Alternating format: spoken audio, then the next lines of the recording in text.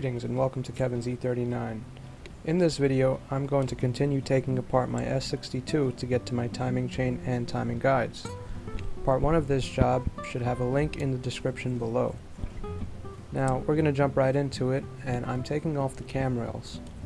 These cam rails look identical, but I labeled them anyway, and it's a simple nut on top, loosen it, bag it, tag it, put it to the side.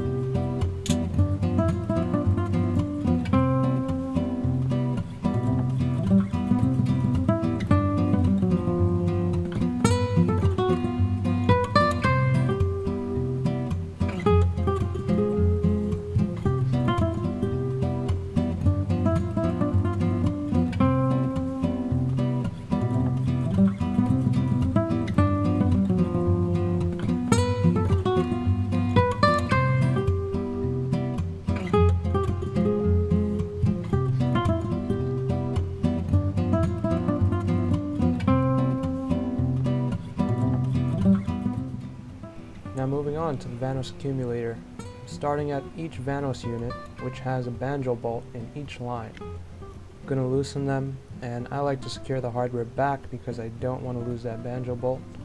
Then the distribution piece sits on top of the thermostat housing. I'm also going to loosen that first, and the Vanos accumulator, which sits under the driver's side Vanos.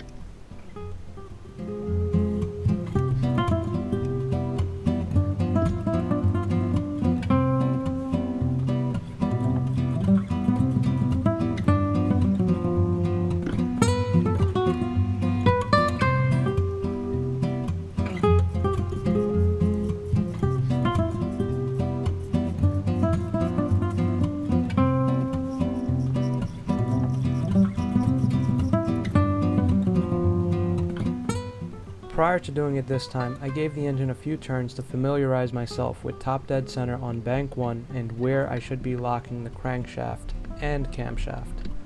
It's unfortunate that I didn't get the shot of this step, but prior to locking in the camshaft, true top dead center should be found at the crankshaft and the camshaft. Then rotate the crankshaft 360 degrees. This will not be true top dead center, but it's important that I found it first and loosened the 3 visible bolts on each camshaft hub. Only then, the crankshaft will be turned 360 degrees again to true top dead center, and both crankshaft and camshaft will be locked into place with the securing pins. I also wanted to make a note of that prior to locking the camshafts, when I rotated the engine to loosen the opposing 3 hub bolts on each camshaft, it's important to do it on bank 1 and bank 2. I had to do it beforehand on each side, so whatever I did to one side, I did to the other, then rotated the engine back over to true top dead and secured it. I also want to make an important note. It wasn't until I familiarized myself with where true top dead center is that I elected to take off the water pump and thermostat. The thermostat is very straightforward, but the water pump required the crankshaft pulley to be removed, along with the vibration damper, and then reinstalled after the water pump is out.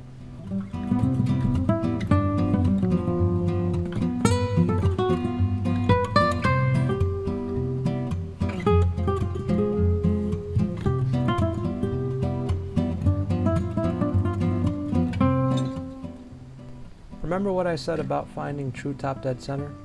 Well, now that I've loosened the hub bolts and then rotated the engine back into position, I'm ready to lock the cams into place. On the camshafts there are timing marks, and in an ideal situation, the securing pins should slide right in once everything is aligned. However, this was not the case, as I've got a good chunk of timing guide missing, and the chain stretch on this original chain isn't allowing the camshaft marks to line up perfectly. The fight to secure the camshaft begins with trying to get an adjustable wrench into place to slightly move the camshaft into position. However, I'm not getting the clearance to move the wrench because on the passenger side, ABS is in my way. The 27mm wrench with the length for leverage is ideal so that I can adjust the cam into place. And yes, this is where a lot of stress sets in because of the amount of force I used.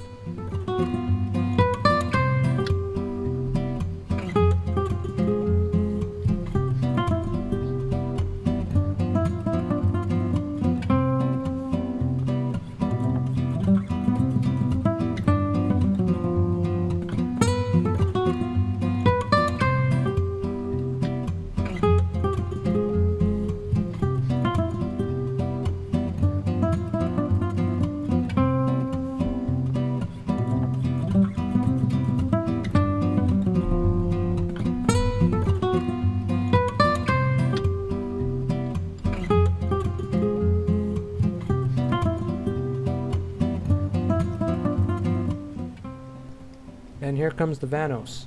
With a few turns each, I loosen the hub to get the Vanos gears to slide, and then loosen the Vanos unit itself. Pried it off from the upper timing cover with the screwdriver, and with the clearance I was able to get, I loosened the Vanos gears from the Vanos unit. That long tube running horizontally across the S62 is for the secondary ear. By removing it, I can have less interruptions loosening the upper timing covers. And you can see that I'm having a little bit of trouble loosening the electrical connectors, and I had to get a screwdriver to help me take it off. Honestly, with an engine this neglected, there's a lot of grease, a lot of oil. It's hard to get any grip.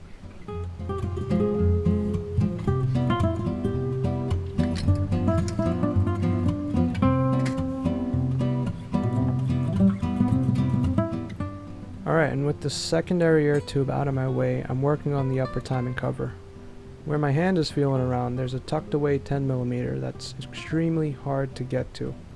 I try to ratchet, I tried a ratcheting wrench, I even tried the open side of my wrench. I could not get this bolt.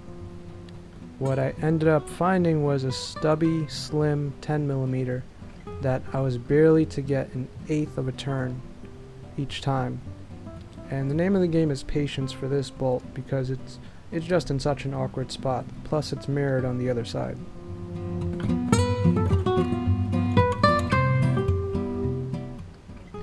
Finally, after losing some hair, trying to get my upper timing covers off, I managed to get it. It took so long that the battery on the camera died and I had to keep going because I'm on a schedule. But the lower timing cover is just as much of a hassle. As you can see, I'm pulling each bolt just to confirm that they're free from the block because the timing cover is not coming loose. I didn't want to pull the bolts just yet because they're different lengths and I didn't want to mix them up for when it came time to reassemble.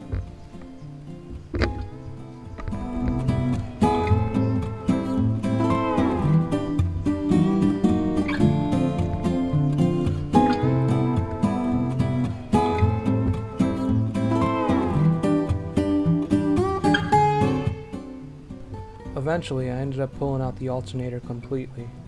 As it sits so close to the lower timing cover, I figured that it was adding a little bit of resistance that I did not need. This timing cover is really stubborn, but again, patience is key, and slowly but surely it will come free from the block.